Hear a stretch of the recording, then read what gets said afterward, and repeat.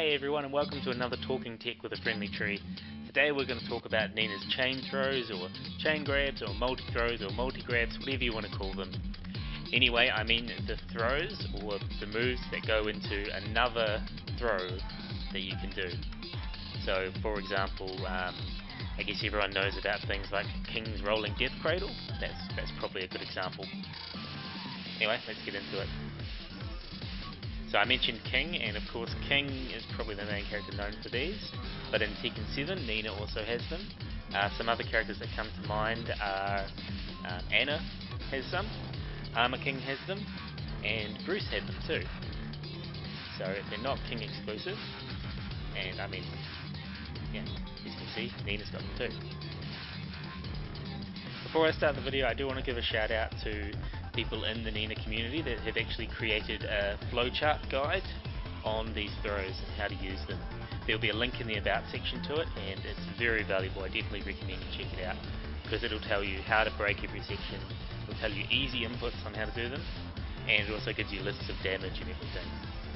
So a lot of what I'm going through today is going to already be on that link. So thank you very much, guys. Okay, so let's go to the move list. If you get to about number 115, you get to her normal chain throws. So I will quickly mention her normal 2-break. Does have these follow-ups, the 1-2-1, 2-1-3, but we're not really going to worry about that today, okay? We're going to look at these. So the backhand slap combos, we've got a couple of different ways that we can start these, so throws that start the situation. Let's go through those first. So first off is quarter circle forward 1+2. So that's what that looks like. So you do it from a quarter circle, and that's the animation. If you look at the movement on Nina's hands, 2-break. And if the opponent breaks it, you just leave like that. The next one we're going to look at is Betrayer. So that's another starter. Quarter circle back, 1+4. So if we do that, that's the start, and you can see it actually swaps sides. Sometimes. A bit random with that, I don't know what causes it.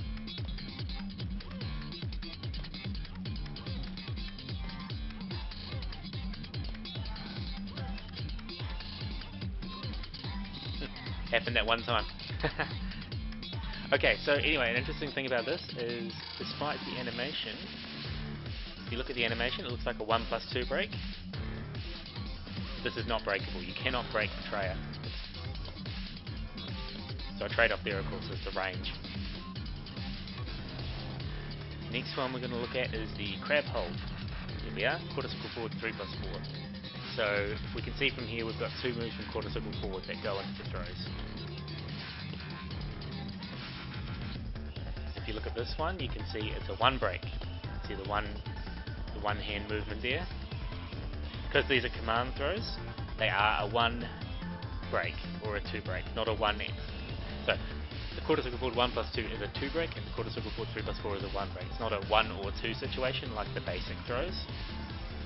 So you actually have to press 1 or 2. You have to look at the hands and do either 1 or 2. And that's the situation. Oh, that's the situation when they break it. So those are the main ways to start them, but there are a few more, and let's go through those quickly. So if you go to the move list down here, the leaping heel hold while running 3 or up forward 3+4.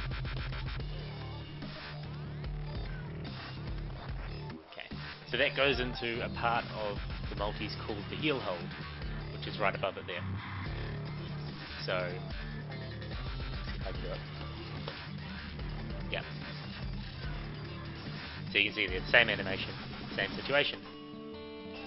Now, this can be broken as well. So if you look at me doing this here, you get thrown down and you take damage. The way to do this, I'll record.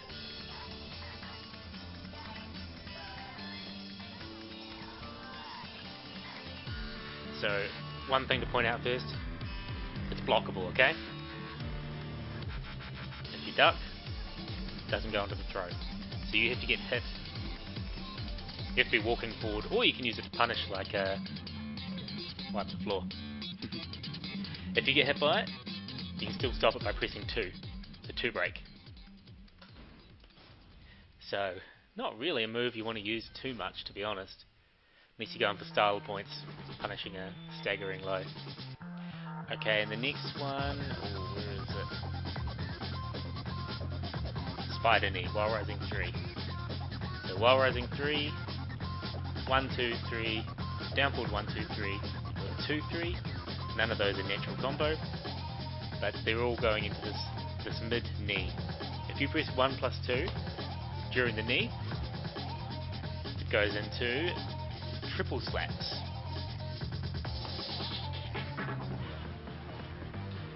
So if we look at the move list here, we're going down now, right. Down triple slaps.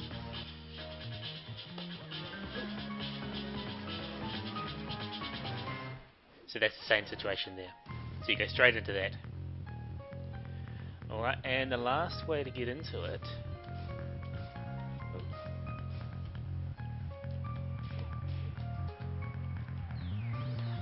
is a reversal.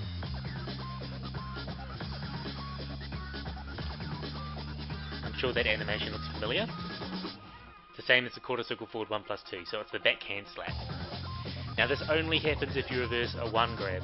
So you can press back 1 plus 3 or back 2 plus 4, that doesn't matter. But you have to be reversing a 1 grab. A 1 jab, sorry. So if I go 1, 2, that does not go into a multi. And I'm sure it's pretty obvious. 1, 3. Doesn't go into a multi. 1, 4. Definitely not.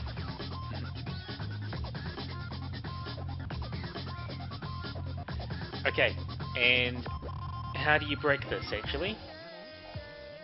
So let's go, I think the best way for me to do this is actually to go, so let's see if I got this time right. Okay. So the way to break this is to chicken actually.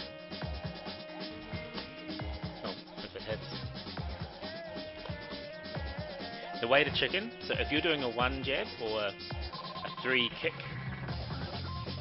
you do a forward 1 plus 3. Oh. No, I've only got the timing right for the jabs. Yeah.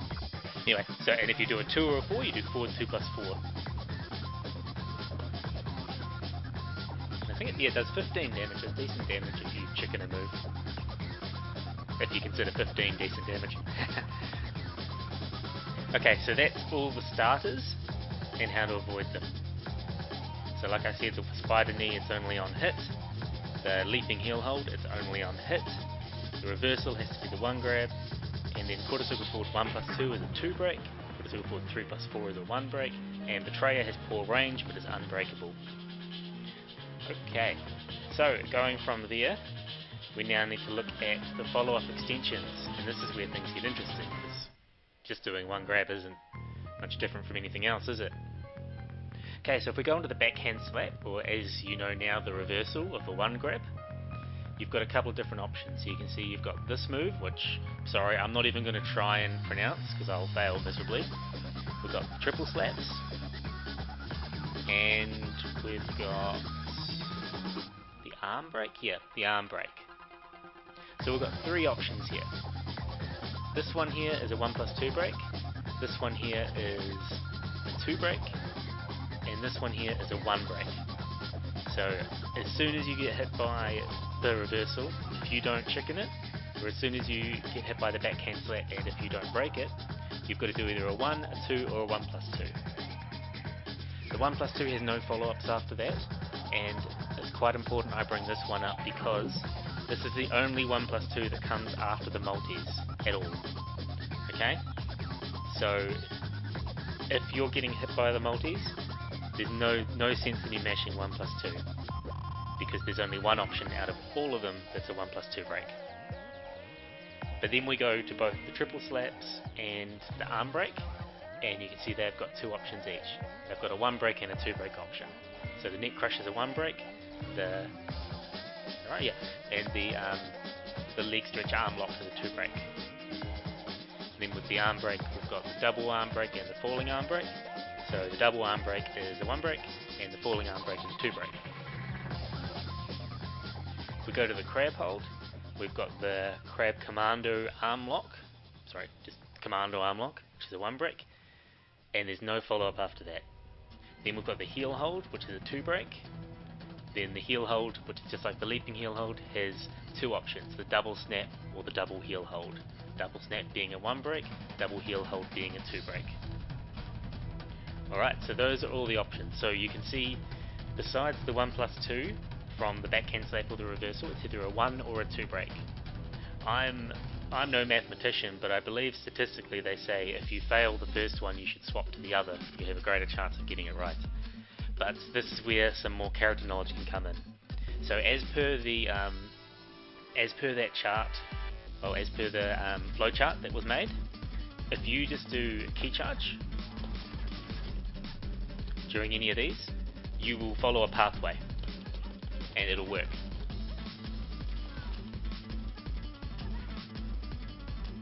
So you don't have to mash it quite like that. So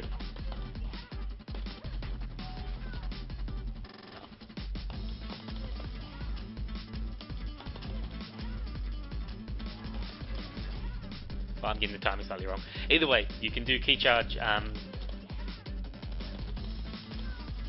that'll work. But if you're just doing key charges all the time, the game's always going to default to being the 1 break.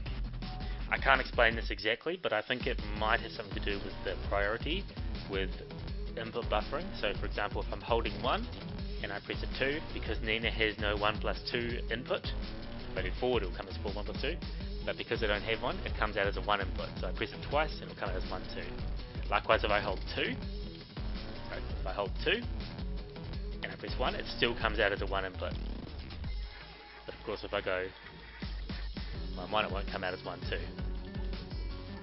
So it's registering as 1, 1, even though I've got the 2 held down, opposed to the other side where it's going 1, 1, 2, because there's a 2 input afterwards. But interestingly, I can't get 1, 2, 1 to come out from that. So I don't quite know how the priority system works there. Either way, like I said, mashing key charge for the throws is always going to be a 1 break. And a lot of people these days aren't learning them entirely.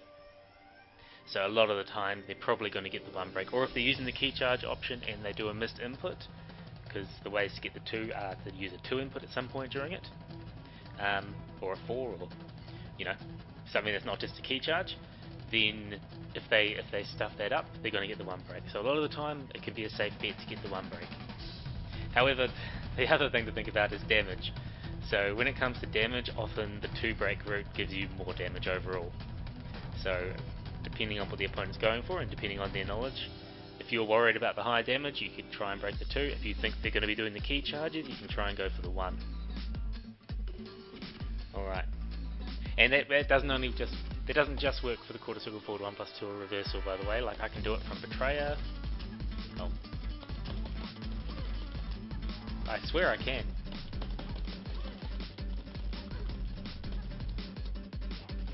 This is where I need a single button, that's key charger. Maybe I should do that.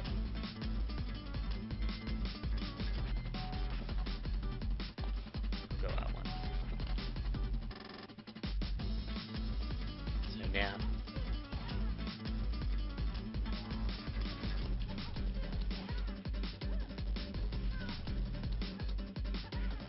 you don't even have to think about the inputs if you do it this way. But it always goes to the 1 break option, like I said.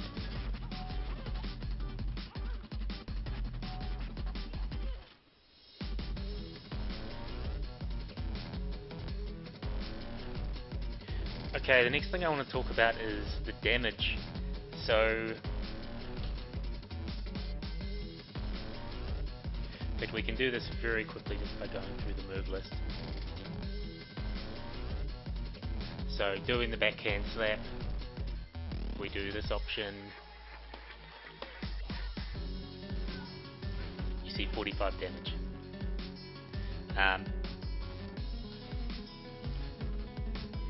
While triple slap,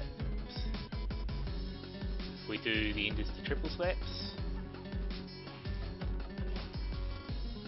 The closest we get to Mokujin. You see 65 damage.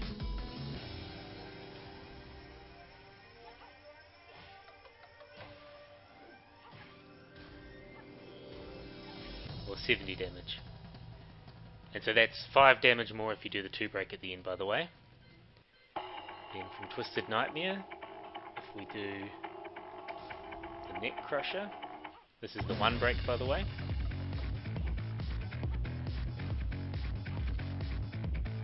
Got 60 damage.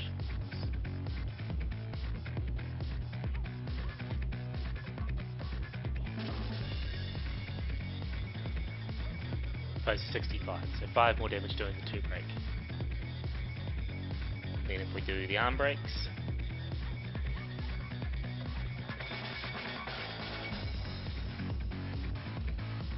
so 58 damage, that's the 1 break again, the falling arm break.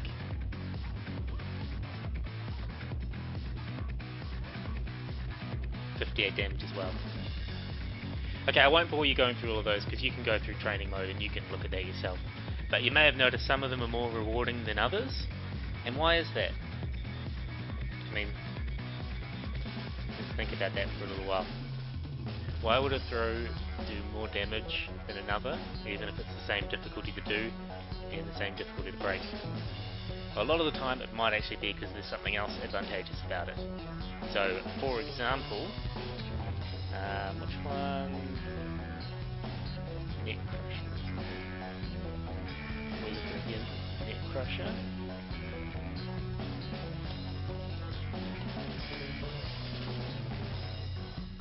If I try and do a blonde bomb after it, I can't get it. If I do the Soi Gyaku Juiji Gatang, sorry anyone for the horrible pronunciation,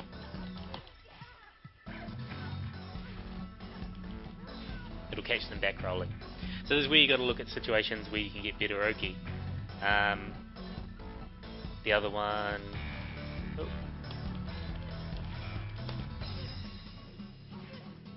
No, is that right?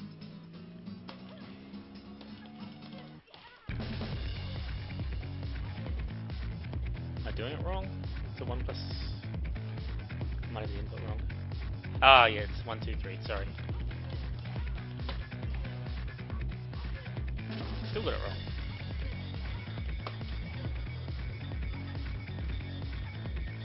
So this one, similar situation. On a back roll, catch them with a blonde bomb. I'm not saying you should use a blonde bomb after it, because of course if they stand up there are different things they can do. I'm just doing it so you can see the idea of frame advantage. And then if we go for the falling arm break, for example. Did I do that right? No, I've already got it wrong. Put it the wrong way around. Is it clear that I don't use these too often?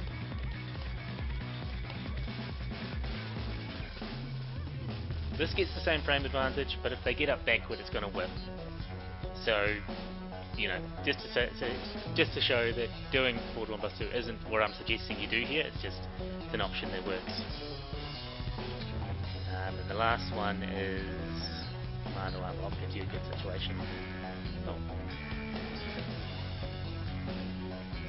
That's similar with Yoki. I mean, really, if you can get them in that sort of situation where they're, you know, face up, feet away, or anything like that, or on the side, it's going to be more favourable than just leaving them face up, feet toward. So, what's another example we could do? So, triple slaps. Oh.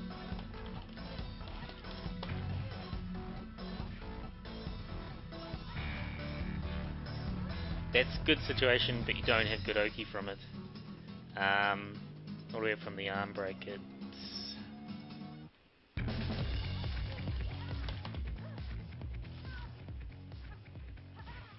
this one you can see clearly, nothing at all. Not good frame advantage, not really anything, so it's more just going for damage. So that's a good way for you to balance what you want to do, or you to think about what options you want to do. The next thing to talk about is damage. So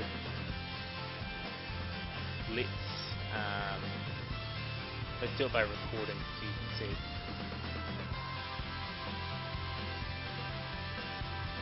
So we start off with this one. I mentioned it's so after the 2 break, the 1 plus 2. Did 5 damage to them, okay? While if we go to the triple slaps, 5 damage as well. And then we go to the neck crusher. So a 2 break, a 2 break, and a 1 break, 5 damage again. So now if we go to the leg stretch arm lock,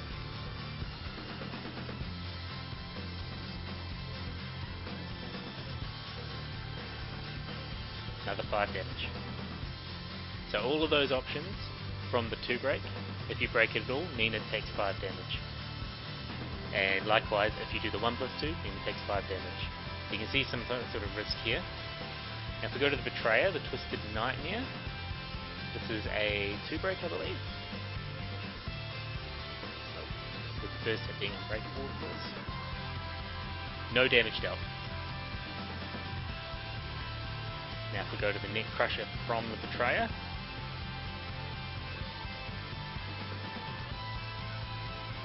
no damage dealt. And the leg stretch arm lock from the Betrayer, that was a 1 break before, by the way, and this is going to be a 2 break. So 2 break, no damage dealt. So you can see how the risk kind of changes depending on the move you use. Next, if we go to the arm break, pretty sure this does no damage. Oops. Yeah, no damage. Then if we do the double arm break, another 1 break, 5 damage. And the falling arm break, 2 breaks on 2, 5 damage. So already you can see, if you're going for low risk, like if you're low life and you end up doing a Betrayer, doing Twisted Nightmare is probably the smarter option, because even if they break it, at least you're not going to take damage. Okay, and then we go to the Crab Hold, so the Commando Arm Lock. This is another 1 break, of course. Whoops, right. 8 damage. The Heel Hold, so you've already seen the damage dealt with this before. So 8 damage again. And then, okay, we've got the 2 options from the Heel Hold. So double snap.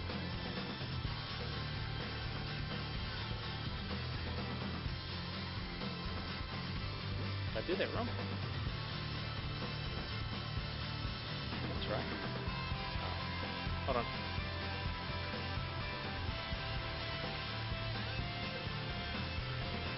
No damage there. And double heel hold.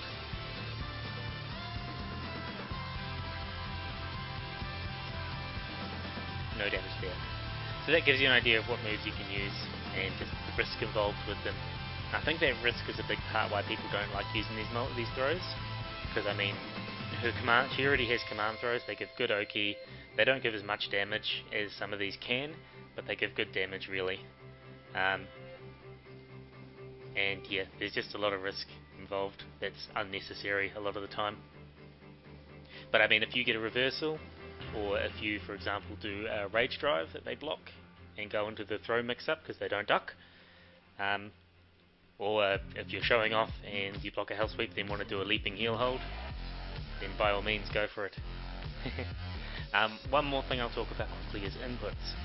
There's not really any inputs here that I can think of that you have to think much about beyond just doing as fast as you can.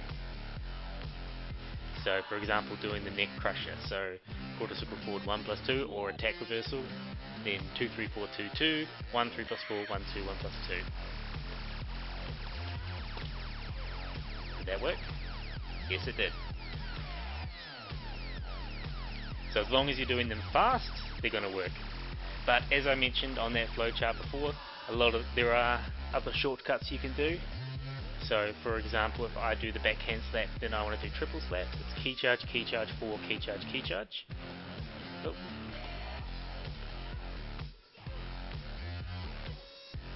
Now do the 2 break. Or if I want to do the 3+4, I could do 3, key charge, key charge, key charge.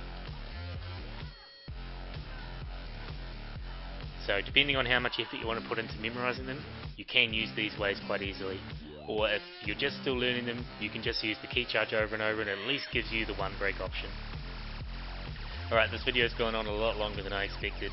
I hope you guys find it useful. I hope it wasn't just me rambling on and not giving you much guidance, but I just wanted to go through each of the moves and just explain them a little bit so you get an understanding. Alright, thanks everyone, and I'll catch you next time. See ya.